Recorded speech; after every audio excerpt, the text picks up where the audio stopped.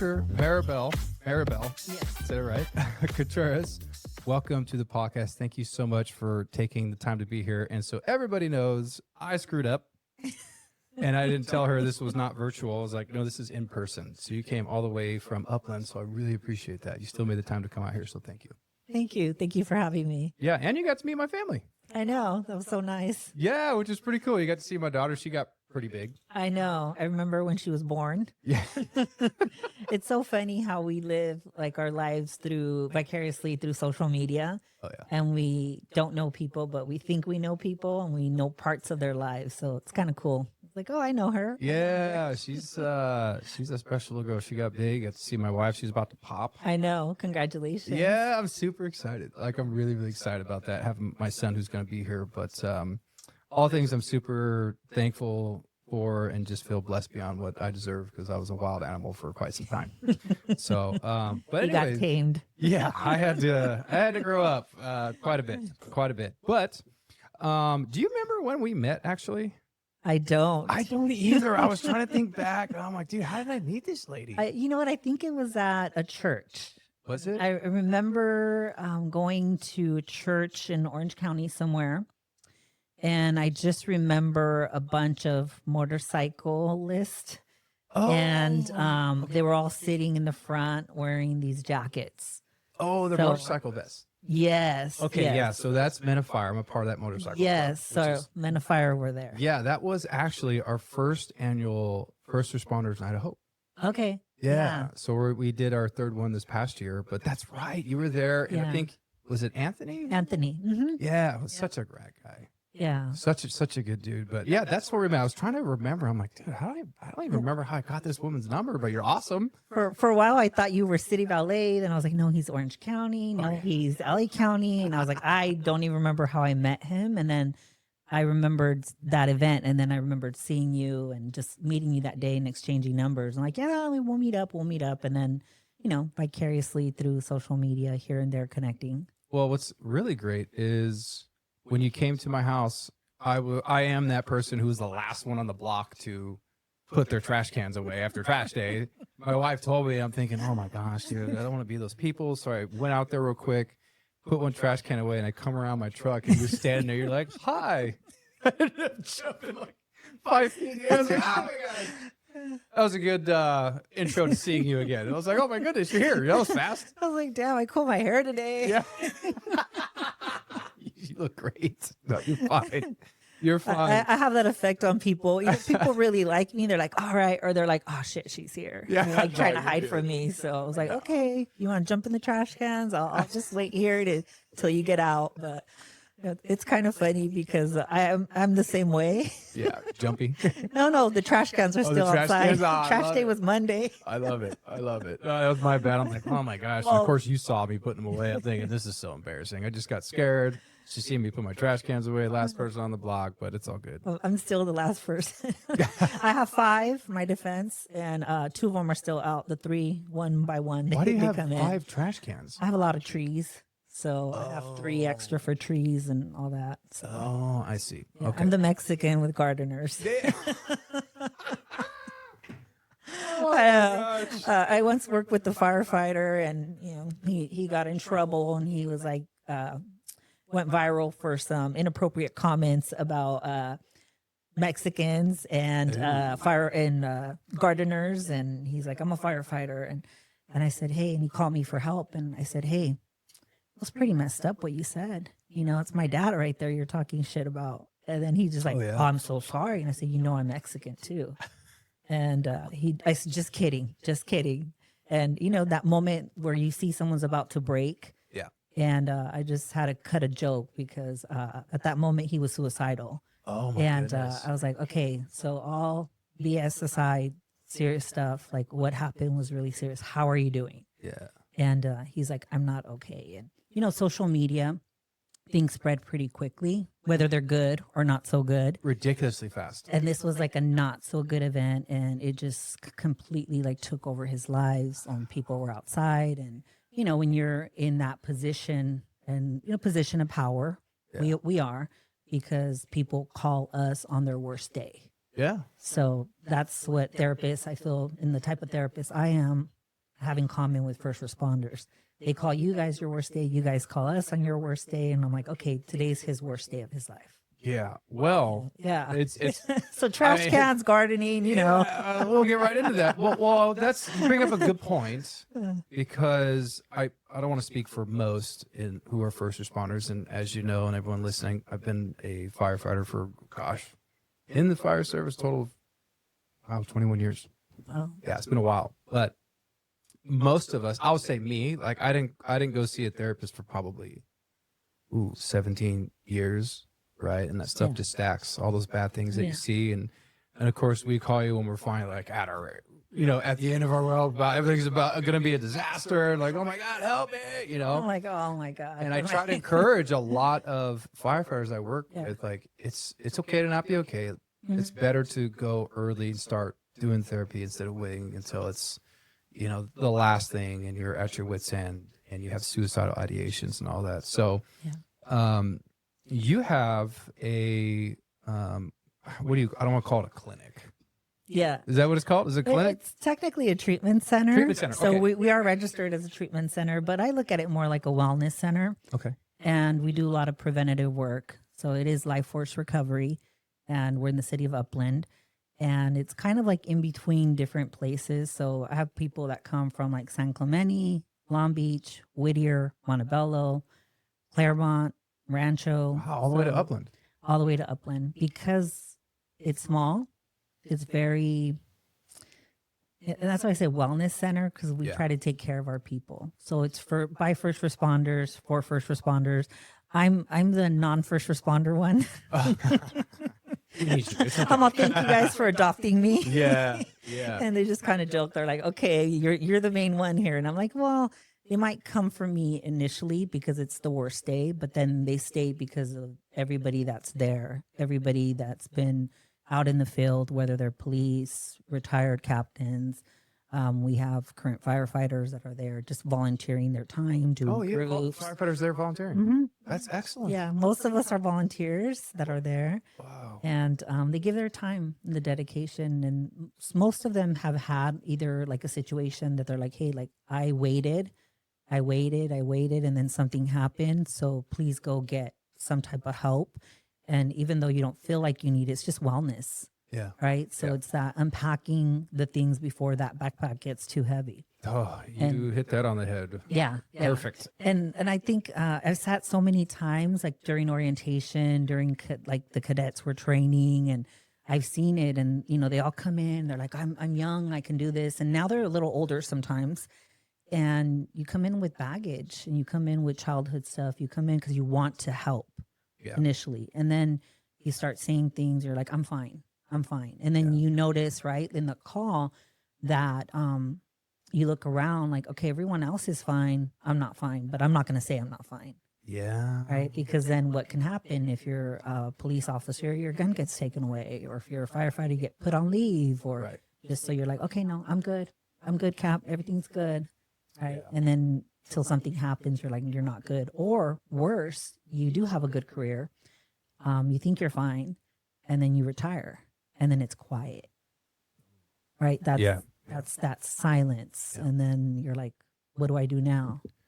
Well, you bring up a really good point. What's the best way to say this? Because you don't realize that you carry a lot of those calls, right? We're kind of taught as we get into being first responders, and I'll just speak from a firefighter's perspective, right? Is honor, courage, commitment, be tough, be hard, be aggressive, fight fire, take care of your fellow firefighters, your brothers, your sisters, take care of the community, blah, blah, blah. And I remember getting to a point in this house, in this room that we're in, that's the studio. I remember being up here because I had a bed up here, and I remember laying in my bed, and I just broke down thinking, like, I feel like I'm losing it. And I help people on a daily basis, a shiftly basis. I can help others, rescue, do what we have to do, yet I can't even help myself. Yeah. What in the world's going on? What do I do? And that was a very helpless moment. And I remember reaching out to a few people, and we have at my fire department called Counseling Team International. And I hit that number and started talking to somebody, and it was really interesting because you just said it. It was a childhood trauma. They started back at my childhood. It wasn't the incident that just finally put me over the edge. It was, let's go back to when you were a kid and we're going to start there. And I'm thinking, what are you talking about? Like, I had a great childhood. Like, everything's fine. Yeah, it's all cool. It's like, really? Well, let's dig into this. And one thing I did realize is you have to be so completely honest about everything. Don't hide anything. Be very open, be raw, and be real. And going through it, I didn't realize, I'm like, oh my gosh, I do have childhood trauma. There are things that happened in my life that weren't cool, that weren't good in my family or outside of my family. And I didn't realize that was kind of shaping how I was handling situations as an adult. In my relationship with my wife, to people at work, and how I process things. That was very eye-opening. I had no idea. And so, like, I want to say the first few months that I was doing this real intensive therapy, it wasn't even things I've seen at work over 17, 18 years. It was things through childhood, and then going from childhood into being a teenager. And then at 17 years old, my brother dying in a car accident. And he was 10 months older than me. And I remember that being so, of course, life-changing for my family, but it was a huge reality check at 17 years old, because I remember feeling that pain and that sorrow and seeing my family go through it. But then we bury him, we have the funeral, life goes on. Everyone, the sun still rises and sets. I still need to go to school and pass my tests. My dad has to go to work. My mom has to go to work. That was the one thing that was so shocking. You feel all this pain and this sorrow, and you don't know how to manage this and figure it out. And it's like, well, you got to move forward. Yeah. And I never dealt with it. I didn't realize I was burying that for so long. So starting at the childhood, it just blew my mind. It really did. And then we went into, of course, adulthood and my first, years in the fire service and things that I dealt with and I had seen. And I didn't realize how much I was burying and how much it was destroying me. Because it's going to come out somewhere. Yeah. Because you're eventually going to, we call it levy, right? You're just going to blow, right? Yeah. And you think like, gosh, I'm so messed up. I was like, well, you're not a bad person, but there's a lot that you just haven't dealt with. And I went down a really, really dark path that I look back to this day and I think, I can't believe I did some of those things. And you talk to these therapists, it's like, dude, you're just searching for something to feel good. You're trying to figure it out. And that dark place was super hard, but it was people like you who look after firefighters and first responders, police and everything that really helped me start to process a lot of things. I mean, I went through a lot of intensive therapy for a long time. And that's why I encourage people to do it now, because it was life-changing for me. It wasn't like snap overnight, I'm better. Yeah. And it's still a continuing process. But it's even one of those things that they offer that Counseling Team International to not just us, but our families. Yeah. So even my sessions. Yeah. My wife started going through, and then she started to understand, oh my goodness, that's why he responds a certain way that he does. And then we went through it together, and then I got to see her childhood traumas and why she processes, does things and responds the way she does. And it just kind of blew my mind. Yeah. I had no idea, right? I'm just like, dude, I'm this guy who puts water on fire and I get paid to do it. Like, this is crazy. But it was life-changing, but it was hard because you're finally dealing with yourself. You can't hide it with drugs. You can't hide it with other things that are going to mask it. It's the real, true, raw person that you are. And that's hard. That's very, very difficult to deal with, because now it's like, okay, I need to speak this out into existence. Here's what I've done. Here's the things that I wish I didn't do. Here's what I've been through. Like, I need to get this better. And that's why I love, when you sent your, I think it was like was it a flyer? It was like a picture.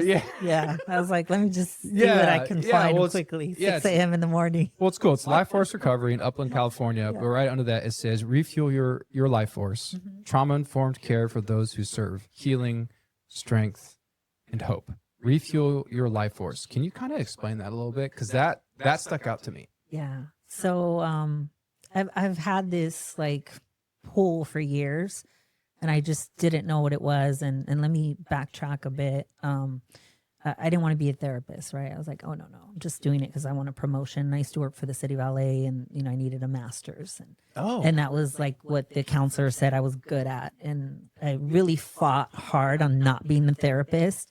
And my supervisor, Gary, laughs at me because he's like, okay, well, whenever you're ready, you'll be back. And I'm like, I'm never going to be ready. And God really said, like, yeah, you can waver, zigzag all over the place, but you're going to end up in the same spot. I'll eventually bring you back. Yeah. So I was very resistant and need a few like knocks in the head, right? And so when I became a therapist, I was like, okay, I don't like the word, right? The rapist, therapist. Mm. So psychologist, psychoanalyst, psycho. And I think that's where like the negative connotation comes into play. And when you look at it, though, you look at it, here's a person that is trained to deal with other people's stuff Mm. and to really zoom out and get that overview and then kind of pick the pieces and put it together. And that's been a skill of mine. And so fast forward to Life Force, I worked for City of LA. And What were you doing at the City of LA? I worked for the union and the wellness center, so I was a therapist. For the and, union? Firefighters union? Yeah, UFLAC. Yeah, Oh, City of no LA. way. Yeah. Okay. Okay. Yeah. So I originally was gonna apply for their coordinator position, and I was like, oh, I could do this. And I remember sitting outside. I was really bored. I'm good at starting programs, building programs, and moving them forward. And I sat there and something popped up on Indeed and I was like, oh, firefighters, what do they need help with? So I called my son-in-law, Garrett, and I was like, hey, Garrett, let me read you this position. Do you think I qualify? He's like, yeah, it sounds like a good position. You like to build programs and help people. And I was like, huh. I was so naive. At the same time, I've been in therapy and doing therapy for 15, 20 years, right? That first responders and firefighters needed help. Hmm. And I was like, oh, I think they want me to go on the rig and talk to people out in the field. I'm not really sure. And so when I went in and I got hired as a therapist, I was like, oh, shoot, it's for them. And I started seeing it from a different lens. I think nowadays the community is finally catching on that firefighters are struggling, that it's not just like, help, I've fallen, I can't get up, or putting out fires, a lot of EMS calls, a lot of the shift work you talk about. Yeah. People don't sleep. How do you cope with that? You haven't slept in 7 days. You're hearing the tones constantly in your head. You're waiting. Your sympathetic system is just waiting for that call. When you leave work, you're still on that high, and then you have 24 hours off, and then you go home, have to do everything you need to do, hurry up, get back. So now you're prepping. So all that, I saw it over and over. I was getting about 60 calls a week at least because they put out my cell number. Wow. Yeah. Which is good. That's good. We want people to call you. People needed help. Yeah. People are like, hey, I'm struggling. I'm fighting all the time. I'm drinking all the time. It was all confidential. So personally to my cell phone, I'd be able to help them.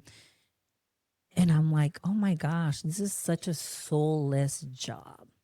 It takes your soul. You come in ready to help, but no one prepares you for the daily toll, like you mentioned earlier, at work, but at home.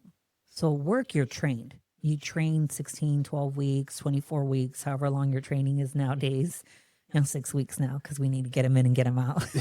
yeah. We're very That's another issue. Don't get me started on that one, right? And then you see that, and I saw some of the men and women that I worked with just struggling with their soul.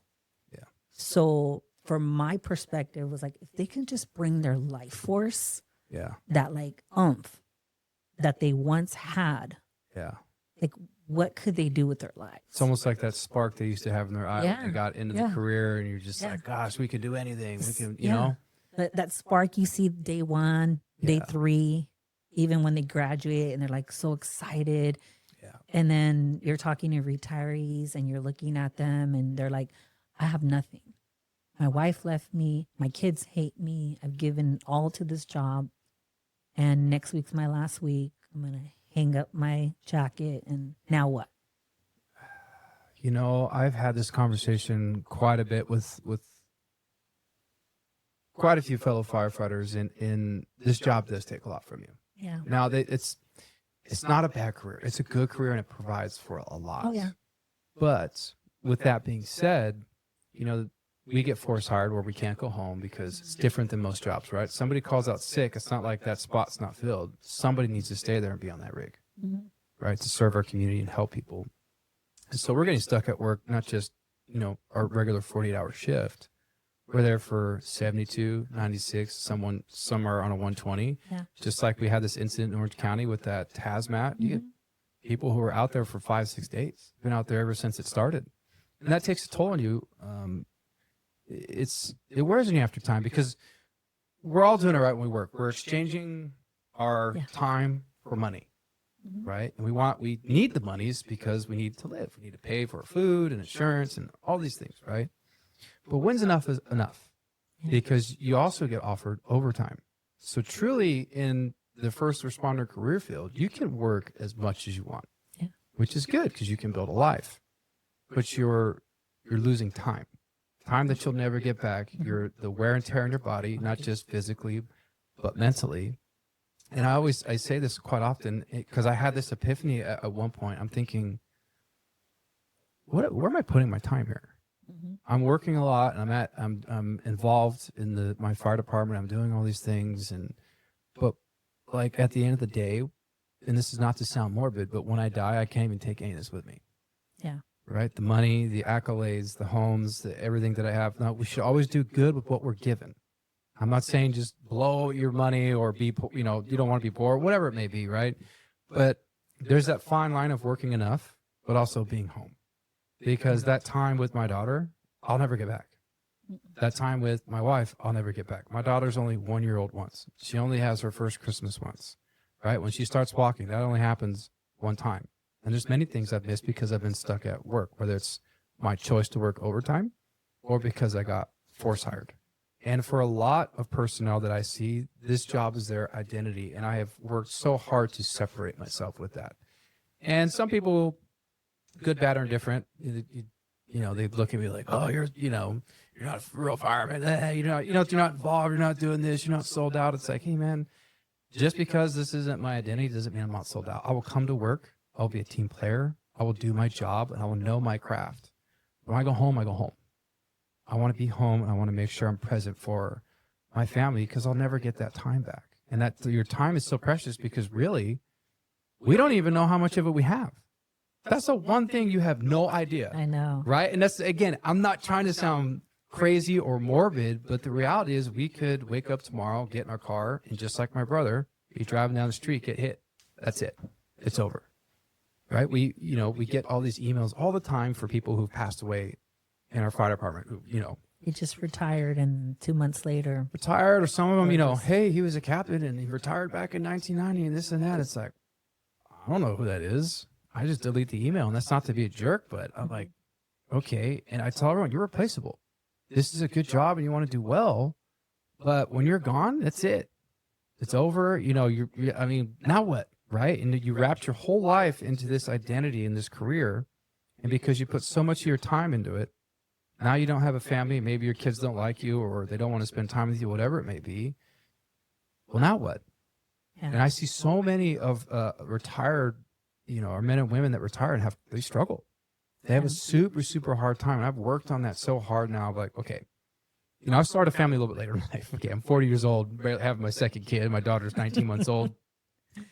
Thank God my wife is younger than me because she's got a lot of energy. But it really, I remember when my daughter was born, that was legit, Dr. Maribel. That was the first time I felt like an adult. I was like, oh, shoot, I'm responsible now. Oh my God, I gotta keep this kid alive, man. And then it hit me, when I leaving for work, it got harder to go to work and work the overtime or even being there for 2 days. Like recently now she's really saying dad. And I get up early and play with her and do stuff. Okay, I got to go to work. And then she starts crying and hugs me. And I'm just like, oh my gosh, dude, I want to stay home. But like I think that's a very big struggle for a lot of people in this career field is because it's been pushed that culture of get this job and serve and be involved, give back. And this is raw. We're Well, the not best. not only that, I mean the overtime is good, right? Oh, it's very So good. you start getting the RV, the boat, the house, the Overextend yourself a toys, little bit. right? And I've seen it so many times. I'm like, hey guys, don't do this. And then eventually I'm like, oh, there it goes. Get the Magnum, and who cares how much gas is? We're just gonna drive this car and get that car and get this, and and a lot of it though is the fight or flight. So that little high that you get when you get that call. I was in a ride along in Alameda County, and I love one of their captains. He always invites me, hey, you're down here, come on. And I'm like, okay, I'm going on the rig. Yeah. And it's fun. And I just see it in their faces when they get that call, the fire call. Yeah. The actual fire call. They're like, yeah, I mean, like literally pulling over in the street, changing right there. Their heart rates, I'm like, ooh, this is like 180 miles per hour right now. And then the call gets canceled. Yeah, there goes the Right? crash, right? You just And then up, and then down, and then up, and then down. And then what happens when you leave work? You're still looking for that up. Yeah. Your body's looking for it. So that's where the life force comes in, right? Let's try to maintain you, get you back to your window of tolerance where you're not so high, not so low, but just kind of in that sweet spot. Like, okay, I can see what's happening now. Yeah. I can get back to that. And a lot of times I tell people, think about the I used to. Now, not that I used to party and spend and do all this stuff, because there's always two roads. There's the healthy road and then the unhealthy road. We know both of them, right? And we know what's healthy for us. And we're like, okay, this is healthy. And the job is very unhealthy. The rotating schedules, the shift work is very unhealthy. So we have to combat that and work at it when we're off. And if we're in the unhealthy path when we're off, then it's going to be much harder to get back on it. So once we start recognizing, going, hey, what am I doing? What am I not doing? Hey, do I even have a budget? Do I even know without the overtime? If I were to get hurt, what would happen? Yeah. If I were to quit my job today, would I be okay the next 6 months? Or else now I'm losing my house, losing my car, I've seen it all, right? I've seen it all. I worked during COVID, and that was eye-opening, and seeing the damage that the job did also to families. Yeah. And the separation. And then after, like, people saying, I can't take this anymore. And then losing their jobs, losing their cars, losing everything, going from being that to working at Starbucks. Right. And so that identity and the loss of that. So I always tell people, we can keep you in the field and just bring that little oomph back. Let's figure it out. So Life Force kind of came to me, and I've had that idea. It's not me that I didn't get the idea. It just kind of came and like hit me like lightning. It's like, this is what you're doing. And I'm like, oh, I mean, I've had it in my journal since 2003. Yeah. I look back and I'm like, okay, God's always been there. God's always had my back. Yeah. It's not me. Sometimes I'm like, okay, I don't know what we're doing here, but let's like do this, God. And I feel like I've been very blessed to be in the right places, the right time. My son-in-law, he works for Santa Monica Fire, and he was like, do it. He's like, do it. And I did it, and I haven't turned back. And, I started with probation and the probation boot camps, and I knew I wanted to do something and help people. And when I went to the fire stations, I was like, this is where I belong. Like, this is what I've been training for. Never mind the fact that I lived with some firefighters in my younger days. I knew that was my training. Yeah. My daughter's like, I remember having barbecues and like all this stuff. And in hindsight, I'm like, oh my gosh, everyone in the house was coping. I worked with victims of crime. So I was a therapist working with Norwalk Station and the sheriffs and working with victims of crime. And I was like, nobody trains me for this. Like, I've seen some horrific things, been there along with PD, along with fire. And so I lived with some fire guys, and I was like, that was my training. The Rosarito weekend trips that they did, the barbecues, the bonding, the talking, the laughing. I was like, oh, that's what helped them. We're losing some of that camaraderie in there. So we have to find it somewhere else. Yeah. And the dark humor, the talking about things that only you kind of understand, that needs to stay. Yeah. Because that's where you release some of the pressure. Yeah. And finding those healthy outlets. I had someone in my office today, and he's hopefully getting ready to retire. and he's like, I used to garden, and I finally have time to garden because he's taking some time off. He's like, I sat yesterday with my son for 2 hours and I played catch. He's like, the best 2 hours of my life. That's awesome. Like, I didn't realize how much I worked. And I remember seeing him just like 3 weeks ago, and I was like, hey, put your phone away. It was just going on and on and on in the emails. And, you know, we talked about it today. It's like, hey, 3 weeks later, you're in a different place. You're not looking for that phone and like what's happening in the department. I need to know. And, you know, I speak Spanish, so firefighters are chismosos. Yeah. Tell a fire, tell a wire. Oh, Yeah. Oh, they're worse than high school girls. Are you kidding me? Firefighters like middle school kids. Love you guys, man. This middle school is always good at that. You're still like trying to find your spot. And college kids, right? You live in a dorm, you hang out together. I see now some of the new firehouses though are being a little more segregated. So I think that's a little more detrimental because you're just on your phone. I was just talking with somebody about that. Gosh, it was I can't remember who it was, but he's retired now and he teaches at the college that I teach at. And that's something we talked about this morning. And he said, yeah, it's just fire service has changed a lot. And I told him, like, hey, I just changed stations. I'm on a truck now. I'm at one of the newest stations in Orange County, and we got a brand new truck, and it's a beautiful station, state of the art. But yeah, everyone's got their separate rooms, and I get it. I understand things have changed. We have females in the fire service, and people need privacy and all that. But it's also kind of taken away from the camaraderie. But I think my station does it very well. We train together, we eat together, and then typically in the evening after we cook dinner, we throw all the dishes in the sink, and then we go out and play cornhole, and it's the engine versus the truck. And whoever loses does awesome. The dishes, which is really cool. I think it's cool because it builds that camaraderie. You get to know everybody, and it's there's just been I'm trying to say, I want to use the right words here, but how do you get people like myself and other first responders to not make the job their identity and kind of come back to who they truly are, right? And not put everything into their career. Sorry, excuse me.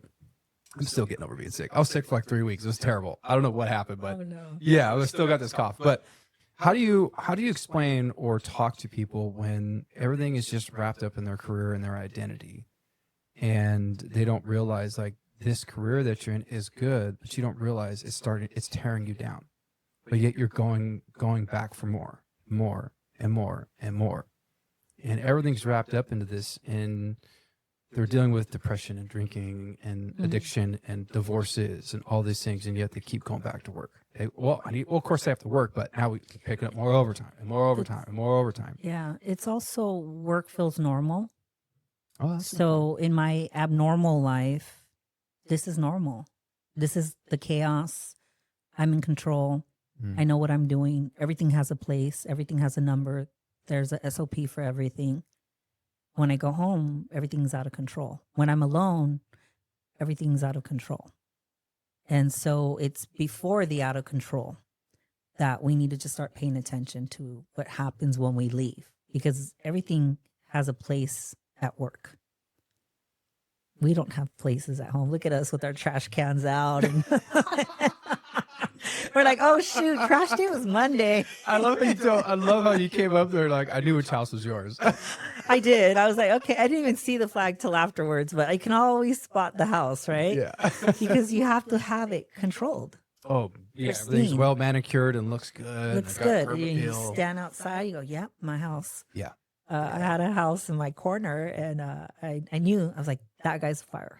I just have to figure out which department he works for. Yeah. And then I knew it. It was on one day, he was outside his door. He was taking Christmas pictures, and he had LA City jacket on. I was like, okay, I have to find out whose house that is, because I've seen that house being remodeled, and I wish I had taken pictures of it. Yeah. And I was like, that's the house. And I love, though, he fixed it with his wife. Oh. And so I can just driving by every day, coming home from work, I'm like, that's healthy. On his days off, he was still fixing the house. Yeah. But his wife and his kids were outside with him. Yeah. And I could see him take that time off, play with his kids. And there's some parks around there. So I walk constantly, and I was walking my dogs. And And I'm like, that's healthy. So getting back to your question, just going online, looking at a wellness wheel, and like you said, a reality check. Yeah. Where am I at? Where do I stand? Sometimes you look at that and you go, oh, shoot, okay, I need to fix my finances. I need to I think when I did mine, I was like, I love to travel. When's the last time you traveled? 7 years ago. And I was like, oh, shoot, okay, let me look at my list of where I want to travel. Yeah. And let me just add that in there. At those moments, I always tell people, it's called screen of the mind. Take a picture of somewhere you want to go. Take a picture of something you want to eat and just start doing those things. You know, look at a screensaver and right click, and I'm like, oh, I want to go there. Yeah. One of them was in Greece. I was like, I want to go there. I want to stand in that spot and I want to go there. And when I actually went, I was like, oh my gosh, I am here. Like, I'm actually here. But not just being there and going, okay, I'm here. Like, what am I seeing? What am I smelling? Can I taste anything? And going through all the senses and going like, I made it. And that's a big one, right? And there's those small moments as well. Yeah. Because at work, we see things, we hear things. They don't feel good. Yeah. They don't smell good. No. Oh my gosh. Oh my goodness. No. I know when I went with Alameda, they're like, oh, we got a good room today. Yeah, well, that's the Dr. joy Maribel. And I of- was like, of- oh, we didn't get the hoarding one. And I was like, well, I mean, we just had to be careful not to step on some needles walking up there, right? Yeah. And just the reality of the people that call. I had an incident last week and I called LA County Fire and I was like, help, I've fallen, I can't get up. And I was like, oh, this is why I tell my girls, clean the house because you never know who's going to come over. No, you never know. They're kind of you never joking know. around, and one guy's like, you look familiar. I said, what station are you in? And he's like, 82s. And I said, oh, shoot, I think I met you guys last time. I was like, okay, I look okay. I was like, but hey, it was my worst moment, and I was able to call. Yeah. And I was like, hey, guys, sorry about the call, 5 a.m. in the morning. I was just trying to go to cycling. I apologize because you look like you just woke up right now. You're just about to, like, you're taking a good nap and you get that one call, right? The elderly call. And I remember when I worked for LAFD 101s, I would tell them, so, when I'm old and bored, you know what I'm going to do? Get that little life alert and just push on that so you guys could come over. Because that's like some people in that area, that's all they did. And they're like, I'm cooking. Do you want to eat? They're like, no, I do not want to eat in your house. Yeah. That's why you push your life. Oh my gosh. Those are, I think way those are under the the worst board. things ever made. I really do. Because people roll over and they lay on them, or they're out and about and they hit them. We respond to their house. There's nobody there. It's almost like a car alarm, right? Yeah. When they first came out, oh my gosh, car alarm, someone's robbed. Now you hear them, you're like, you don't even look, right? You think, oh, it's just a car alarm going off. It's no big deal. But that interrupted sleep, and you're like, Yeah. oh, I was finally like in a good spot. And Yeah. so part of it is the job. And then you just go, okay, what can I do? Because we are going to get those calls. Yeah. So maybe I do a 30-second meditation. Maybe I sit down and I talk about like what was impactful of my day today. Impactful can be anything. Could be good, could be not so good. So that those are the moments that kind of stick with you. And you're like, I don't know why that kind of affected me. Yeah. And then you look at it and go, well, I know why. Because when you sit back and look at it, you go, I personalize that. Sorry to hear about your brother. Because being in the fire service, right? How many calls did you get where that came up? Many. Yeah. Many calls where we go on car accidents and there's people with fatalities, and the first thing I think about is my brother. And I did the wrong thing when I was, because I think it was only like 6 months or 5 months after he died that I turned 18. And I remember he was in a car accident in Joshua Tree, so it's San Bernardino County. Mm-hmm. And got the accident report, and then you can request the photos. In my head, I want to find some closure in this, and I requested the accident scene photos, which was like the worst thing I probably ever could have done. Yeah. Seeing those photos and seeing him, because he was ejected. He was in a rollover vehicle accident. His girlfriend was thrown from the vehicle, and she was thrown free and clear, but my brother was rolled, and a witness said he was thrown right into the ground, and the vehicle rolled over him. So he was a mess. And then, you see all that. And I will be honest with you, seeing those pictures haunt me at times, because I'll go on calls and I think about my brother. Think about, it's like, dang, man, it's very sobering. Those things stick with you. And it's really interesting, again, in our career field, because you kind of have to learn to compartmentalize and shut your emotions down. You have to be the consummate professional, and you have to be there to serve the people. And, if we lose control or we get emotional on scene, the public's going to lose their mind. Oh, yeah. Right. So you got to learn to shut that down. And there's been many calls that have bothered me, and I don't say anything about it, but it wears on you over time, because, we see violence to its nth degree. We also see the best in humanity. We also see people who are, before we get there, they go and save people out of a fire, pull them out of a car or whatever. And then I also see that with my fellow firefighters. But then on the opposite side of that, you see a lot of violence. You see a lot of death. I mean, you see death damn near on a daily basis when we go to work, right? And I hate to say this, but it gets to a point, at least for me, and this happened a couple of weeks ago. I remember I caught myself after. I'm like, gosh, why did I do that? But it was somebody who had passed away. We went in and we called him, and the police were there. There's no family around. And I'm like, hey, yeah, he's dead. Hey, where do you guys want to get dinner? Right? And I remember thinking, like, oh, that was really cold-hearted. I remember hearing one of the police officers go, geez, right? You kind of have this, like, compassion fatigue in a way, where it's just, for us, it's normal. Where you probably know this better than I do, but I remember reading this study that they did on first responders, and I think the average person maybe sees 2 to 3 traumatic deaths in their lifetime, something violent. It's like 1 or 2. Yeah, maybe one or two. If that, right? Yeah. And we see it all the time. And, I wanted to ask you about this, because for me, it played a big part. But coming back to my faith during those really, really dark times, I do think my faith played a part in my recovery, because I was at my wit's end. I was making terrible decisions, going through a divorce. I deserved it. And I just remember feeling so brokenhearted, and thinking, man, I did everything our culture, my parents, and everyone in the fire service said to do. I went into the fire academy, got my EMT, I became a paramedic. I'm working this job. I got homes. I've been traveling. I got the truck that I want. I have multiple motorcycles. My bank account's growing. I'm working the overtime. And yet I am so completely empty. Yeah, soulless. 100%. And I remember thinking, dude, what is the point of all this? Why the hell am I here? What am I doing on this piece of dirt floating through space and time? And I grew up in a very strict Christian home, that 90s Calvary Chapel church. I always tell people, it's just like, turn or burn, And I walked away from my faith for a long time, probably about 10 years. And I was like, I'm going to do it my way. Well, let me tell you something, Dr. Maribel. That shit didn't work out at all. I try that too, though.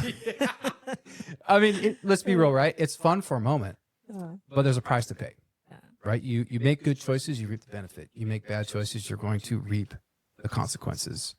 And I did. And I remember, again, it was up here, and I was just like, oh my God, I don't know what to do. Like, I don't want to live. How do I have everything that everyone says is success, and yet I'm absolutely miserable, out of my mind? Dabbling in drugs I never should have been freaking dabbling in. And I remember that's when I prayed for the first time in a long time. It's hard for me not to get emotional, but it was hard because I just felt so utterly lost. And I remember praying, and I'm like, man, if you're there, if you're real, you got to do something. Please do something, because I don't even want to live. I don't know what to do. I don't know where I'm at, what's going on.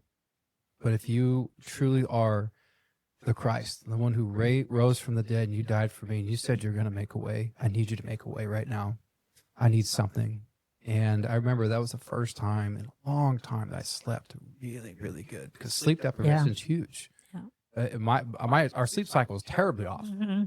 I slept good that night, and I got up, and I remember downloading the app, or the Bible app on my phone. I just started reading the verse of the day, and I say this often on here, but here I am, just this guy living like a complete piece of shit. And then I sitting here wagering with the God of the universe. I'll give you a month. I'm going to give you a month. I'm going to read the verse of the day. And if I don't see change and you don't show up, I'll never come back. That month turned into 2 months, 6 months, a year. My wife, she was raised Buddhist. She ended up getting baptized and getting saved. She went through her own issues. I did. I gave my life back to the Lord. And it's so hard to explain to people, but something changed. Hope came back. Something, it was weird. I don't know what it is or how to even explain it.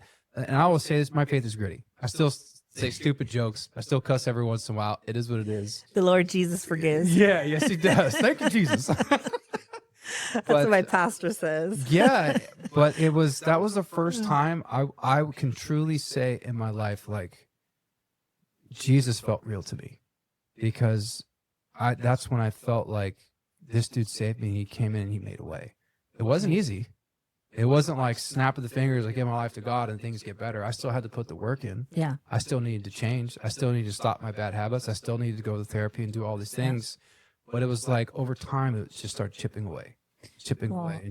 And it just like, I started feeling better. I started having better thoughts. I started stop doing certain things I shouldn't have been doing. And I had that hope that came back. And it was one of those things now for me, like, my faith is real because I've been through the fire. I'm the prodigal son who walked away, and putting God first in my life and asking him to come back in. Like, I can see it firsthand. People say miracles, they don't see miracles anymore. I am absolutely a fucking walking miracle.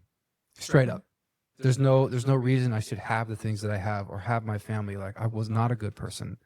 And I didn't want to live. And there's so many things that I went through and decisions that I made. And I look back and I see it now. I'm like, dude, you were walking with me the entire way.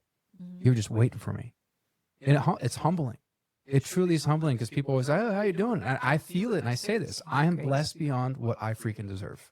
I don't deserve any of this, yet he still loves me and he still helps me. And that's why I try to, like, I want to bring that up and ask you do you think in all of your, because you have a doctorate, correct? I mean, you're Dr. Maribel. I do in clinical psych. Okay. Yeah. Very smart woman. Still over related. Here. In the time that you've worked and everything, because you have a long history of being in this field and helping us. Does faith play a big part in people healing? Yeah. And when you were talking, Bible verse came to me of, greater is he that is in you than he is in the world. Right. So the world is so chaotic, so unstable, and we are taught to disagree. And if we look at it, we have more similarities. And at the end of the day, we're the soul, and we're made after him. So if I'm made after him and I'm doing these shenanigans, right, then what does that say? It's like I'm stepping out of line. Let me figure out how to get back in order. And in order in a chaotic world feels sometimes like we're a little reluctant, like, I don't like this, right? Yeah. But after a while, the discipline, you're like, I feel good. Like, I feel really good right now. Okay, what am I doing now? Whether it's I'm working out, I'm doing yoga, I'm meditating, I'm journaling, I'm seeing someone, I'm talking about those things that brought that shame and the pain. And I know you shared about your brother, and that's painful. And it's painful, and you saw pictures, and it's real, and it's raw. And out of that rawness and that realness comes your greatest gift. And if we can turn whatever pain we have into our greatest gift, that's what we were meant to be and to go through. We're human beings. We're not human doers, but we're taught to do. Right? Accomplish, do this, do that. And at the end of the day, when you're just being, what shows up? And if you don't like what shows up, then start showing up for yourself. And we show up for other people all the time. And I've had those in my career, right? I'm like, therapist, 60 hours. I was like, hey, like, I'm burnt out. I'm sure. Right? Oh my gosh, I'm sure. Yeah. Like, oh man, what am I going to do? And I talk a lot about like self-care, but self-care is not always the neat, pretty, go get your nails, go get your hair done and all this. Like self-care is like, okay, what do I really need to work on?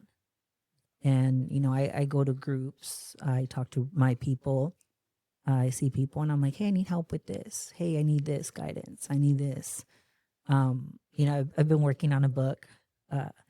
My editor likes to say 2 years. I'm like, lady, it's only been 1 year and 5 months. It's not ready yet. Is this the one that you sent me? Is it The Courage Behind the Badge? Yeah. That's the one you're working on? Yeah. Okay, so that's not out yet. Not out yet. Okay, because I was going to bring that up. Like, hey, where can we get that book? It's not out yet. Okay. It will be out. Okay. And the guy in the front cover is my son-in-law. And way. so this actual picture that was taken during COVID 2020. And, had some gnarly words on the car for first responders. And I had that taken out. And I was like, hey, I want to use your picture in this. And that book is very meaningful because it has stories of courage behind the badge, right? And it's people that have shared with me their intimate stories that said, I want the world to know. I have Deputy Gross, and she shares her story where she's like, if I would have known, I wish I would have known. I would have gone help sooner. And now I'm cleaning up the mess. I have Captain Munoz, who he said when they called him and said, hey, there's a treatment center for first responders. He's like, no, you're crazy. You're crazy. Yeah. You're I'm not crazy. messing You're with me. crazy. Yeah, I'm not going There's there. not places like that. Like, come on, yeah. And he's funny because he had said Great Wolf Lodge and he would get drunk there. And he's like, that was my night where March 12th, he got sober. And that's my kid's birthday. So I was like, oh, March 12th. I was like, I will always remember your day of sobriety. And I didn't know there was a Great Wolf Lodge in Manteca. So I had to correct that in my book. I didn't know that either. I know So there's one in just, Grove. everyone just learned that. I was like, hey, North Cal has one too. Wow, I didn't know that. Yeah. And so the book is very special to me. Yeah. It also talks a little bit about suicide and kind of like ways to prevent it. It should be talked about. It seems like that's a very taboo subject for a lot of people. Yeah. But as you know, that is almost, I want to say it's really close to being the number one killer of at least I know, firefighters. It is the number one killer for firefighters. Yo. PD, it's like second or third. Why? Okay, It's so number one occupational hazard right now through the IFF. So is there? I have to ask this. Why is suicide the number one killer of firefighters now? There's various reasons. That's like a loaded question, huh? Yeah, I mean, one, we don't talk about it. So what are we doing about this occupational hazard? Anyone that's been in the workman's comp system knows that you have to go through hoops and prove. It's a nightmare. And it's debilitating. You're like, screw it. If we look at Southern California, we've had so many deaths this past year. Mm-hmm. And you can always tell, at least I can tell most of the time, I'm like, line of duty death. That was a suicide. That was a suicide. And then I'll get calls like, hey, my buddy offed himself. I also worked for TCTI. I was on their crisis team, and I'd hear, and I'm like, okay, suicide. And pain and that lack of hope and that silence. So I've had a few where people are like, it doesn't make sense. They were happy. They were good. And my question was like, did they have back pain? What were they doing? Right? So what happens when you have surgery? You have back pain. You're carrying all this stuff. The body keeps score. And then you're like, there's nothing left of me. I can't surf anymore. Or I can't do the things that I did. My family would be better off without me, which is a lie, but we buy into the lie. And so I call it the S word, right? Because we don't want to talk about it. We're like, oh, it doesn't exist. Oh, nobody wants to talk But it's like number one. Number three is cancer. So we're like, hey, what are we doing? We can talk about cancer, but we can't talk about suicide. And if there's ways to prevent it, let's look at those ways. And we talked a little bit about earlier what your station does, right? So it comes back to us individually and going, okay, what do I need to do today? How do I build relationships with people? How do I stay in touch and like true authenticity? And if you're not okay, being like, hey, I'm not okay. Because we're not taught that in the fire service. You're not okay. Well, I don't want to be on that call with that guy because that guy's going to have to save my life. Or that girl. Or you get a stigmatism, like everyone looks at you like, well, he's the weird guy who's too emotional. Yeah, oh, he's all emotional all the time, but they go home and they cry while they're in the shower. Yeah. Right. So just really like having that reality check and saying like, hey, I think people in leadership, like if you're the captain, saying like, hey, that was hard for me. What was that like for you guys? Sheesh. And then just having those like conversations in the table. The tough conversations. Yeah, conversations, right? We used to have those all the time. Oh, everyone's stuck on their phones all the time now. Put that phone down. Yeah, put the phone down. Let's have a talk. I mean, it's sad, but I can just say firsthand, I can see how a lot of us go to a dark place. It's very easy. Oh, it is. Very, very easy. The mind is a very powerful, powerful thing. And, you know, the work that you do and other people who are trying to take care of us is so important. Because there's a lot of times where everyone looks to us for the answers, right? Even when something happens on my block here, something goes wrong, go to the firefighter's house. Right? Yeah, there's a couple for the flagpoles. Yeah, there's a couple families on the street. I got 3 around me, and the cop down the street. Yeah, the families on the street, they always tell their kids, anything goes wrong, go to firefighter Fisher's house. He'll take care of you, you know. And yet, who's here to take care of us? Yeah, and you know, how do I talk to, you know, my own family? I love them, and certain friends who aren't in the fire service. Yeah. But you hang out with them, it's like, what's the worst call you've ever seen? It's like, great. This one right now. Yeah, you got to make me relive this thing right now. But how do you open up to those people? Because they don't understand. Yeah. They have no idea what we go through. And even my own wife, at times, there's things I won't tell her because she doesn't need to know about that or visualize those things. And, you know, who do we talk to? It's that exposure and like really talking about it. Like, what are you okay with? What are you comfortable with your partner at least? Like, what are you comfortable with? Yeah. And then you know them. So you're like, okay, I can't share that with them. I can share this part. But I've had some wives come in and they're like, I had no idea.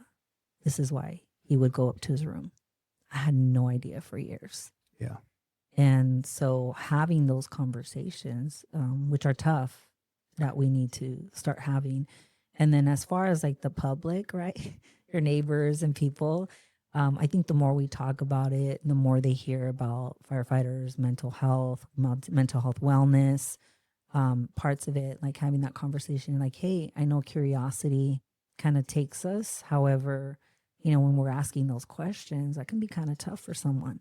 Yeah. You know, people call us on their worst days and then just kind of ending it there. Because a lot of times, like, I'll forget and I'm like, oh, I'm on a call and I'm going to go to this. And I would go to respond to calls. And I remember one of my therapist friends, I call her normal therapist friend, not the ones that work with first responders. We're all abnormal. And she's like, oh my gosh, how horrific. Oh. And I was like, okay, I'm never referring anyone to you. Yeah. Yeah. And I had to stop for a moment. She's like, is this what you do all day? Oh my gosh, how horrible. I only deal with anxiety. And I was like, oh, shoot. Yeah, that is what I do. I said, I'm so sorry for even talking to you about this. And she's a therapist. You're like, oop, wrong person. So it's actually really important, like who you go, who do you open up to? Who do you go see?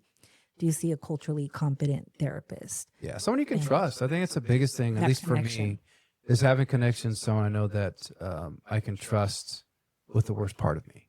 Yeah. And that I can tell them the things that I've seen, and it's not like, oh my gosh, or crack a dark joke in therapy, and they laugh because they get it. Like that's for us, it's healing, right? Laughter is medicine. Inappropriate. Yeah, like, oh, this guy's really lost right now. But there's one thing on here that I saw on your for the clinic where you're at, what you do. So you have neurofeedback, but you have hyperbaric oxygen therapy. Yeah. Can you explain that a little bit? love Like that. what is that? So a lot of times hyperbaric chambers are used for divers and they're used for burn victims. And we use it along with other organizations for PTSD and PTSI. And so we're all inflamed. Stress causes inflammation. The work shift schedule causes inflammation. It actually shows in MRIs and it shows Really? scans, your brain scans. I didn't know that. Inflammation. And so the hyperbaric, along with neurofeedback, helps get rid of that inflammation. Really? Yeah. So we've incorporated that into everything else that we do. And it works well. So you strengthen your brain through neurofeedback, get to relax a bit, and then strengthen it. And then you go into the chamber and helps you get rid of inflammation. So it helps to get your brain and your amygdala back to normal. So how is there? Science is 10 years behind. So if you look at some Stanford reports and some doctors that are using it out in OC, Bud's Odyssey uses it. A lot of different organizations are still just catching on that. And I was like, if I'm going to do something, we can't, talk therapy works, but it's surface level. And that's the mind, body, and soul. So if I'm doing therapy, talk therapy with someone, we're talking about the broken brain. The broken brain, the broken brain. It's like a broken arm. But we're never healing the arm. And it's the bone, it's the structure. So that helps the blood flow, helps the structure. We're all lacking oxygen. And that helps feed it and give the oxygen. So it enhances what we're already doing in therapy. So how do you determine how long someone needs to be in that hyperbaric oxygen therapy? By how you feel afterwards. Oh, okay. Yeah. Is there like do you start them off like, you're going to go for 20 minutes? It depends. So usually I'll do a clinical assessment, kind of see what they need. I've had some where I'm like, okay, you're going to do 20 minutes because you're so inflamed, it's going to hurt. Your ears are going to pop. You're going to feel uncomfortable in that moment. And then you're going to start to feel better. I had one guy, he's like, my ears, get me out of here. I was like, 20 minutes, buddy, minimum 20 minutes. You're savage. I was like, 20 minutes. You're locked in there. You can't get out. I love it. I can't put a lock on it. But I was like, you can unzip yourself. I've had some people go, I'm claustrophobic. And I'm like, you just sit in it and relax. And then I'm going to zip you up slowly. And my goal is to get a hard shell and just have people just go in there and sit. But they're about 70,000. So yeah. Wow. So I really feel that helps get rid of inflammation. And that guy that was doing 20 minutes, like he's doing an hour now. He's like, I was sleeping so good. And people report like, that's the first time I've slept like in months. I just like knock out. I 100% believe it because I remember I went to a doctor to tell them like, hey, I got injured and I was probably, I think I was only off like 5 or 6 months. Let's be real. I could have milked that for a year, but I was like, I need to get back to work. Okay. I need to get back to work because I feel like I'm losing my mind. I want to work out and do my thing. And I told her, I'm like, hey, I've been off work for about 2.5 months and I still can't sleep. I'm having a really hard time. I'm rolling around all night. Just, okay, let's do a sleep study. They sent me this thing, looks like a little Fitbit that goes in your arm. It has the SpO2 monitor on it, right? There's an app on your phone.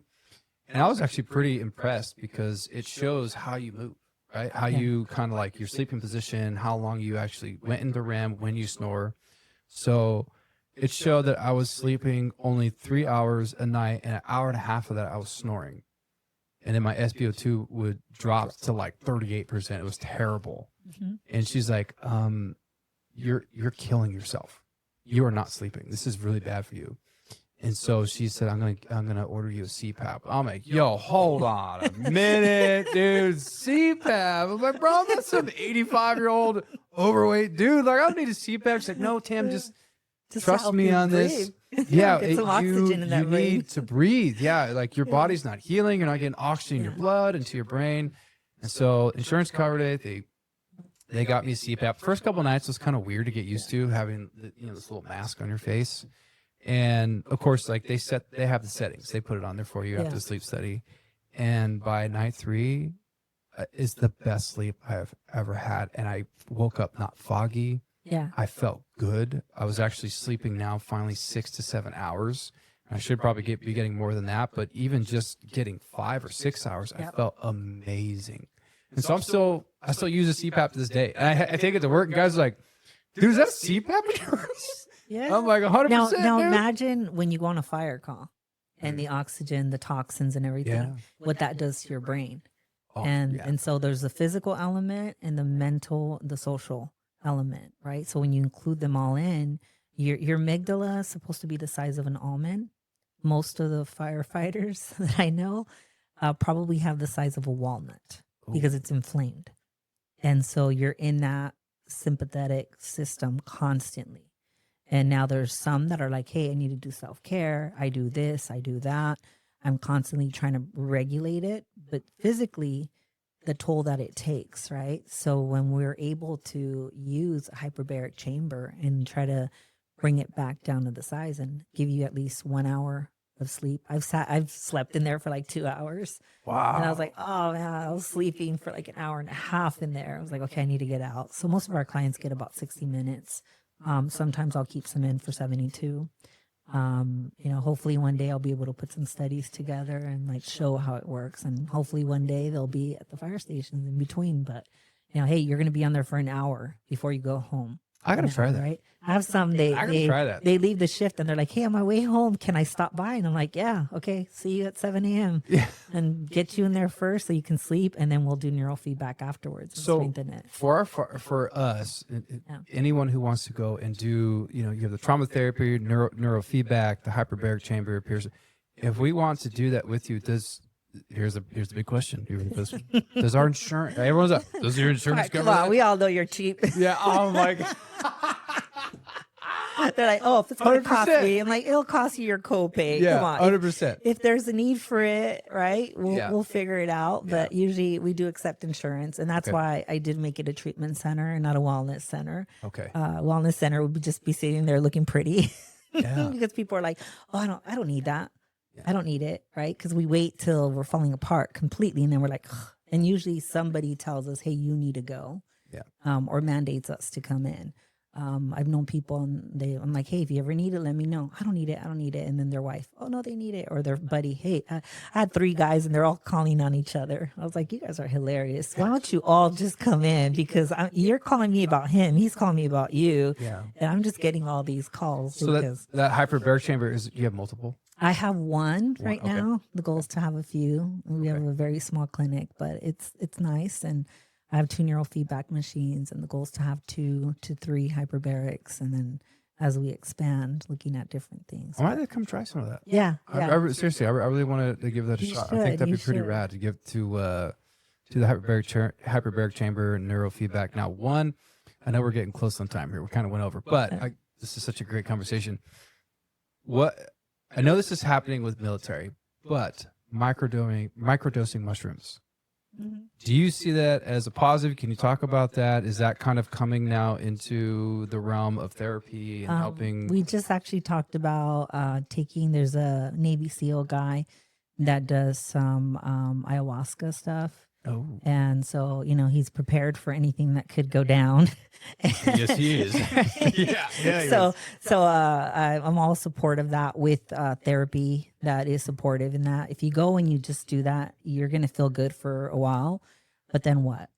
Then Right. you're left all alone. There's So a way to do it. there's a way to do that. I love Cambo. Haven't tried it myself, but I've I've done heard a lot Cambo. of good things about it. I've Yeah. seen a lot of my clients do that. So, we're open to looking and trying and going, okay, that works, but let me tell you about this. Let's look at the pros and the cons of each one, and then making sure that your support. So that's why we did a treatment center, because we have that support. I see. Everyone that's there is a peer supporter. I'm big on peer support. Therapist comes in, but you don't all want to talk to me all the time. Sometimes you're like, okay, I need to talk to her. And then sometimes you're like, oh God, I don't want to talk to her. Most of the time people come in, they go, okay, it's not as scary. It's not as scary as I thought. It's not me sitting behind a desk going, okay, tell me about this. Tell me about that. I will, and I have it down here. I will bring out my wand, and I have to show you because this scares guys sometimes. Girl, what are you pulling out of your purse? I know, it's like Mary Poppins' purse here. See, cops have a harder time when I pull this out, and I'm like, watch out. And I have to add my crystal just to kind of be cute with this, right? Pose the fun kills. Yeah. Like, fire goes, what is that? What are you going to do with it? So I do some brain spotting as well. And that's like a EMDR 2.0. And so it kind of clears out whatever stuff. So sometimes you're like, I don't need nothing long term. It's just something, or I don't know why I'm feeling this way. Sometimes you don't know. And it's that, like, let's figure out what it is and let's figure out how to get it out so that you can just clear it out and you don't have to live your life carrying it at that level. And that's what we talk about, like that window of tolerance. If we can get it back down to that, then you can hold space for it and you can say, you know what? I am really sad. I'm on that accident. That's someone's daughter. That's someone's child. That's a human there. And I see that. And it also reminds me of this. And I'm sad for myself, for my loss. And I can hold space for it. And then I like breathe it through. And then I let it go. And I go, this is their situation. It's not mine. And so adding that with neurofeedback, with hyperbaric, you get to that sweet spot where you're like, okay, I'm not going to pretend it didn't happen. I'm not going to fight it. I'm not going to say, okay, it's not my day. It's not my time. But I'm going to hold space for it. And I'm going to, like, it did hurt. That divorce did hurt. That relationship did hurt. The pain that I caused did hurt because it's out of my character. It's not who I really, really am. And if I can get back to who I really am, that core authentic self, you'll be okay. Sometimes we're so far off that we never see the light. I told that guy, I said, look, I can see the light finally. He's like, it's been 3 years. I'm like, it's only been 3 years. He's like, no, it's been 3 years of hell. I said, I know, but it's only been 3 years. In the bigger magnitude, you are young, you get to rebuild your life. So what do you want to do with the rest of your life? I love it. Starting today. Yeah, it's that was one thing that was hard for me to move past my past. And the things that I've done, the people I've hurt because I was selfish. I was just looking to have a good time and just feel good. Mm-hmm. Have a good time, right? The shame that I brought on myself, my family, and but I think that's one good thing about becoming a believer again and truly, like, I had to learn that, being someone who believes in Jesus, it's not religion. That's how I finally figured out. It's not about the rituals and how much money you give to a church and, how often do you go to church? Are you involved and all this? It's truly it's a relationship. And we go back to that word relationship, right? Yeah. Yeah. And that's what I learned. And once I kind of figured that out, it really did change a lot for me because, one thing was so great about Jesus that I figured out by just me reading the Bible and going through the Gospels. It's Jesus on the earth. It was love, grace, redemption, forgiveness. And he offers it to you endlessly, at least while you're on this earth, while you're alive, right? And that's one thing I was looking for. It's like, dude, how do I get past these things? How do I get past this hurt and the things that I've seen and how I lived? And when I finally figured it out, it's like, look, just lay it at his feet, leave it there. It's not about who you were. It's about what he did for you, the redemption and the love and the forgiveness. Now move on and make that new life. Change. And change is hard. I'm going to tell you right now, that was the biggest struggle, right? The bad habits and all that. But with that change, that's where that hope comes in. But also with that comes going to therapy, taking that step and having the courage to talk about your worst moments, talk about the bad things that you've seen, speaking that into existence. And that's one thing that I learned that helped me so much was speaking it into existence, not holding it in anymore. Yeah. Getting it out.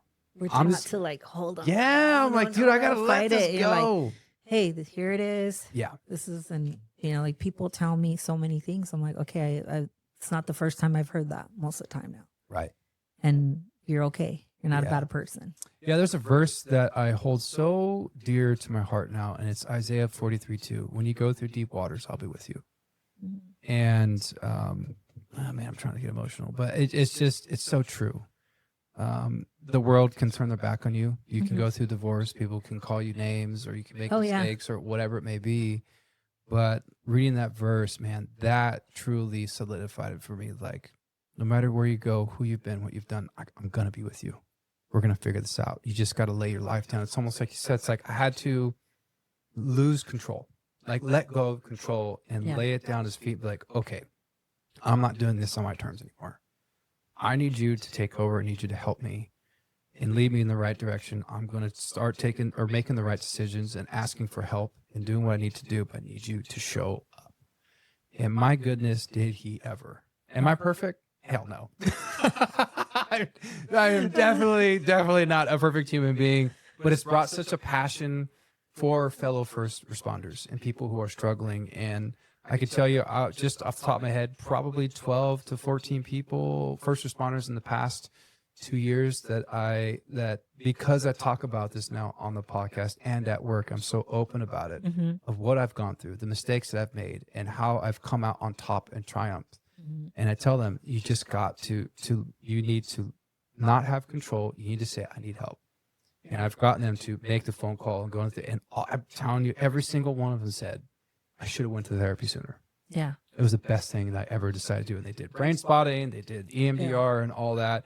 And it's like, oh my gosh, so I'm not crazy. I'm like, no, bro, we are in a career that is absolutely out of the norm. Yeah. It is crazy. You are abnormal. Yeah. We all are. Yeah. And so it's like, who runs into a fire? Who does these things, right? We're abnormal. And that's the calling. And the calling usually comes from either some kind of pain or there's a purpose behind that.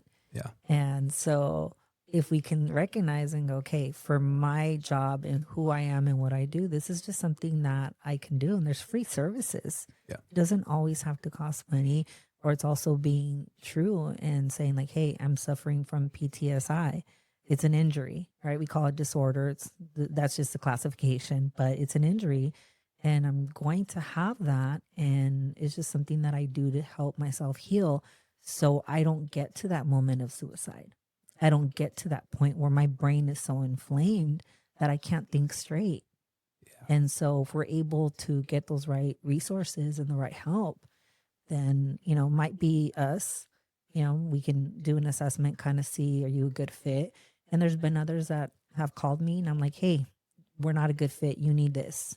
You need a substance abuse treatment place. Yeah. I'll be there. You can call us. Our team. We're all going to check in on you. We're not going to charge you. Yeah. Right. And we just care. And we want to make sure that there's not another one. Yeah. Life is truly a gift. All life is precious. And you said it earlier, those suicidal ideations or thinking you're not worth it or you're a terrible person or you're a piece of crap or whatever you're telling, it's such an absolute lie. It's a lie. It's a lie. Life is worth living. I say this to a few people that have been struggling. Yeah. No matter how bad it gets, any day above the dirt is a damn good day. It's worth being here. It totally is. You're still here and there's a purpose to that. And like I told you earlier about the story, right? If we can get past that point, you'll figure it out. Yeah. And the dots will all connect and you'll know that you're not alone. And there's people there that actually care, that want to help and want to see you on the other side. And I always tell people, like, one guy today was talking about his farming business that he wants to do. Someone else that did interior decorating. And so we tell people, like, that's your gift that you have. And you're going to see it come true and you're going to see it come out. And we all have those gifts. And once you see it, one captain, he goes out and talks to the middle school kids and tells them their stories. And so we never know whatever way it's going to come out. But when you see it come out, you're like, there it is. And that, like you said earlier, like life force, there's that force to your life. So you're worth living and you're worth something and everything. Yeah, it's these are tough conversations to have. So I'm so glad we finally got you on this. I think it's been years, actually. I know. To get you on here. Well, because we're on our 5th season now, and I took, when my daughter was born, we took a break. That's good. Yeah, I was like, dude, everything else goes to the side. I want to, there's a season for things. Yeah, and you're like, hey, I want to take this serious of being a dad. Like, a family and a child is truly a gift. Yeah. It's a heritage and it's a blessing, and I want to be a good father. I want to do the right thing. I don't want to screw this up. I want to be present. I want to be here. I want to really take all this in. And I'll tell you that first year with my daughter and just putting everything I have into my family and being present, it was one of the most precious times of my entire life. Seeing all my, our iPhones, right? Yeah. It popped up yesterday. A year ago today. I'm like, my little girl, she's this little nugget, right? Just like thinking, oh my gosh, time goes by truly so fast. So I want to, again, it's about being intentional with my time. Yeah. right? I can always do another podcast, right? I can always work another overtime. I can always go I skydive and surf and all this other stuff, Yeah. right? Which is part of the adrenaline rush I'm seeking. Yeah. But it's like I have time to do all that whenever I want. The time I have with my daughter, I'll never get back. Yeah. I want to make sure I'm spending time with my family. That's like truly my faith and my family has become the two most important things to me.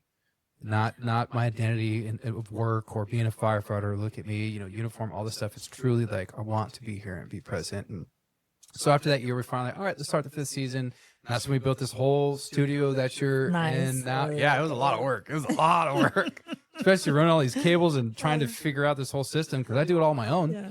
So I'm like, dude, I can't even begin to tell you how much Google and YouTube have helped me out. Oh. Just Googling everything and figuring out because I'm not some tech guy. I have no idea what I'm doing.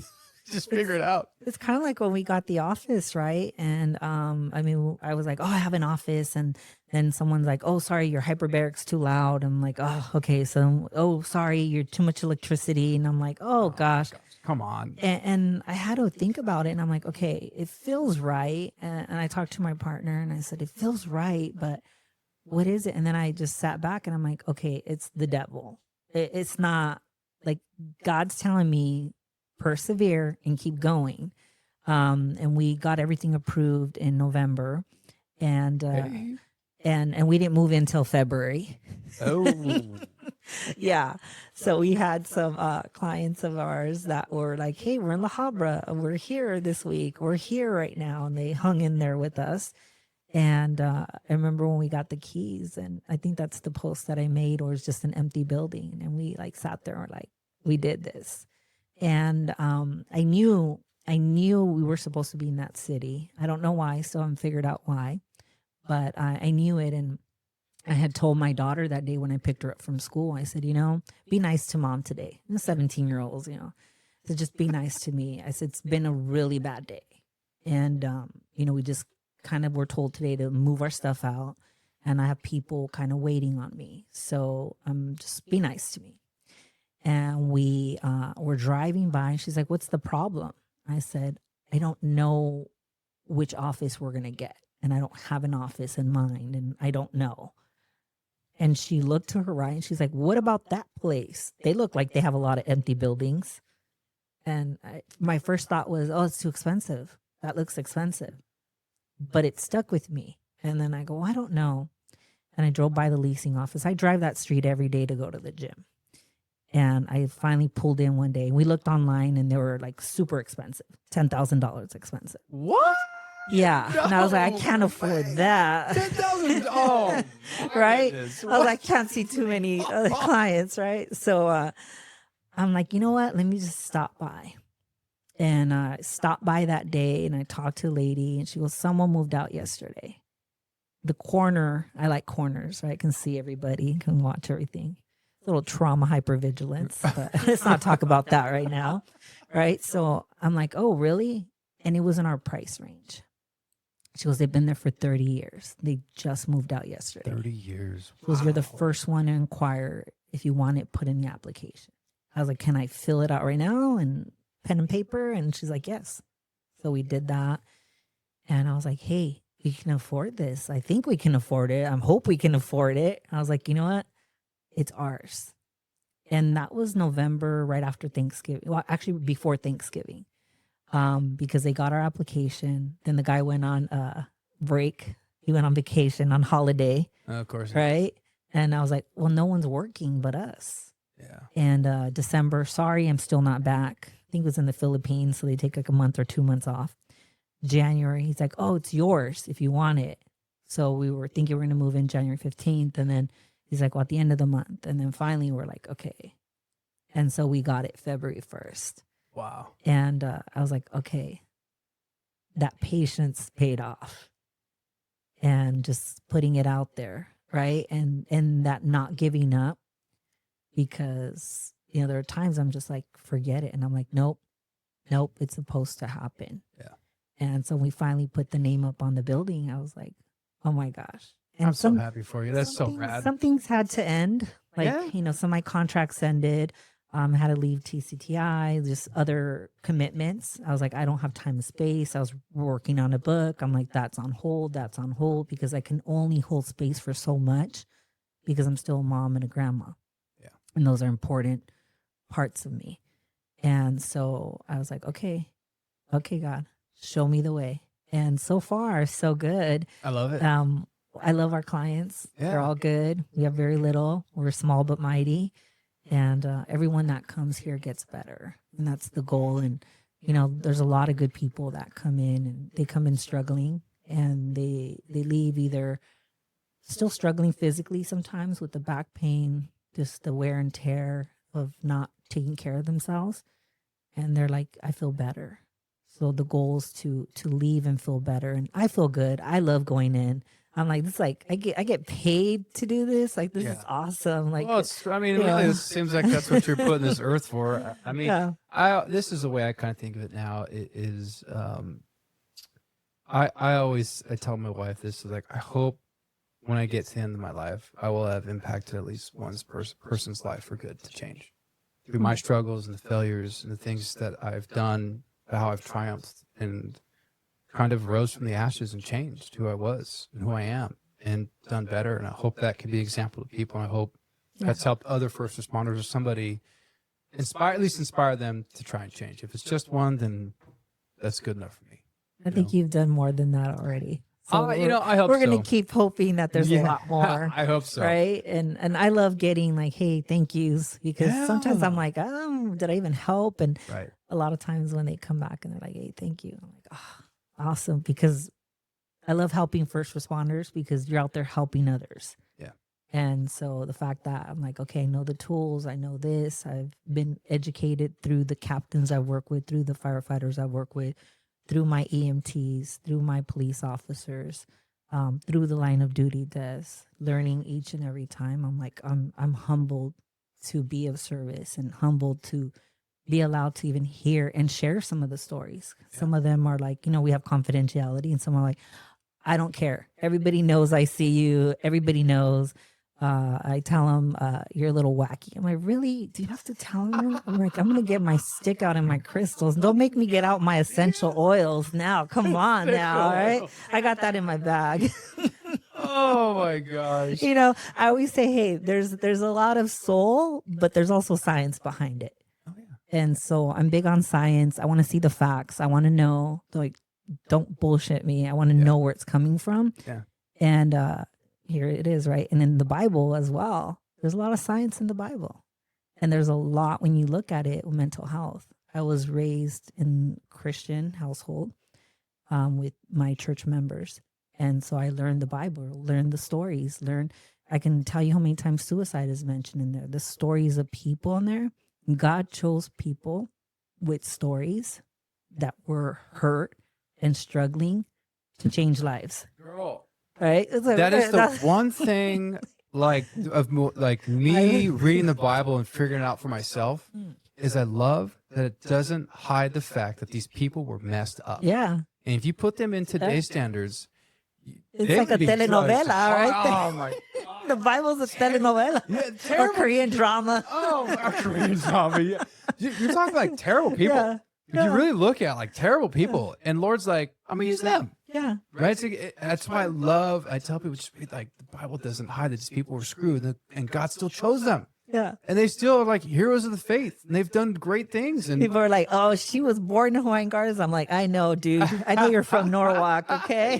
You're from the one ways.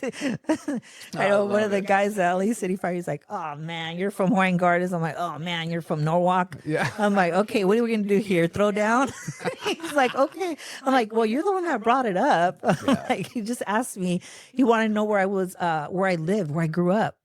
And I was like, why does that mean so much? But he was trying to connect and find a peace. And, in the city, or Dr. Contreras. And Dr. Contreras, the psychologist, is going to come here. And your worst fear is like, oh, shoot, they're going to evaluate me. And they're going to say I'm unfit for duty.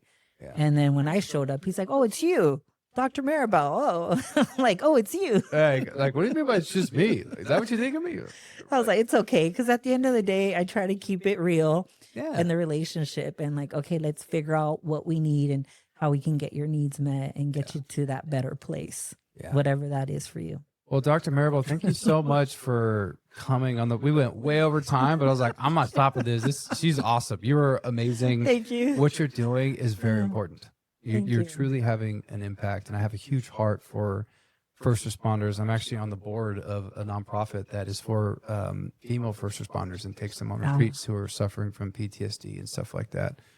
So what you do matters. Awesome. It really is super important, because who's going to help the ones that saved everybody else, So we do, at the end of the podcast, I bring this back now, just to kind of light it up and have a little bit of fun. I'm going to ask you just a couple questions here. You just answer them. I'll answer them with you. We'll make this quick, okay?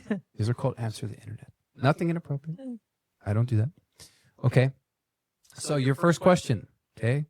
Would you rather give up appetizers or desserts for life?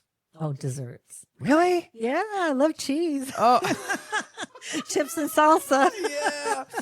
Oh, I'm Easily 50-50 on desserts. this. I'm I don't really have to think about it. I love dessert. I love dessert. I think I would probably do the same. I give up desserts. The appetizer. There's so much you can do with appetizers. There's so many different ones. Varieties. Yeah. No, I love that. I love that. Okay.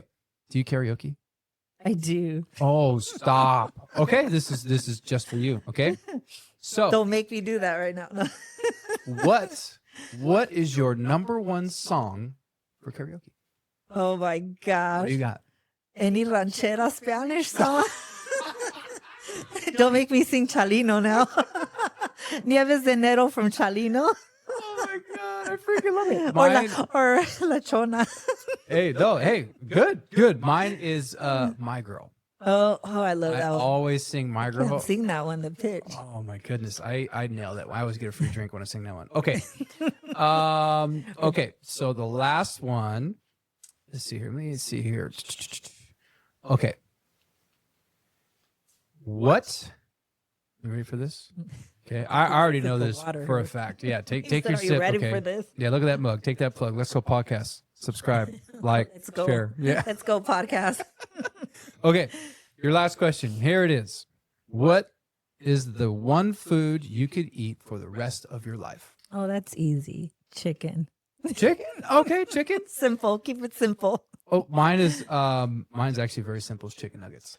Oh, chicken nuggets? I'll never get tired. Well, see, it's of chicken. Chicken nuggets. You Yes. can have chicken nuggets, love chicken baked nuggets. chicken, fried chicken, Yeah. any kind of chicken, Yeah, shredded chicken. I will eat chicken nuggets all day if I could. That's the one thing I remember from second grade. They're like, what's your favorite food? If you can eat one food, what would you eat? I'm like, chicken. And I'm like, God, how many years later? I'm 48. So it's still chicken. That's the one constant thing in my life. I love it. Well, Dr. Maribel, thank you so much for taking the time to come on the podcast. Thank you for scaring me in front of my house while I was trying to get my trash cans in, driving all the way out here, but also, again, what you do for my fellow first responders. It's very important. You're impacting lives, and Thank you. keep going. Thank you. Please keep going. You are such a genuine person, and I hope people reach out. And if people do want to reach out, what's the best way for them to contact you? Social media, You website? can find me, Dr. Maribel, on Instagram, or you can text me on my cell, 909-678-9700. That is my cell. Goes to me. you are great Yeah. putting that on here. You Oh my can God. you can text me. Doesn't mean I will always answer you, right? And it is on Do Not Disturb right now. Oh, shoot. And I tell people text because a lot of times people are afraid of making that call. Yeah. And so just text me, hey, do you have a minute? And I'm like, yeah. Oh, You Dr. think Maribel, you you're think great. my phone would be ringing off the hook, but it's not. It's not all the time. Oh, we are so we are downloaded globally. You're crazy. you are insane. I have 2 cell phones. Oh Okay.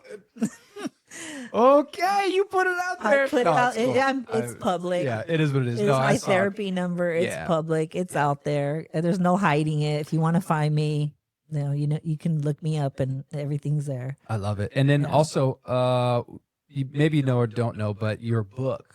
When can we look for that? It should be out by September. By September? Yeah, August, September. Let me is the know. deadline.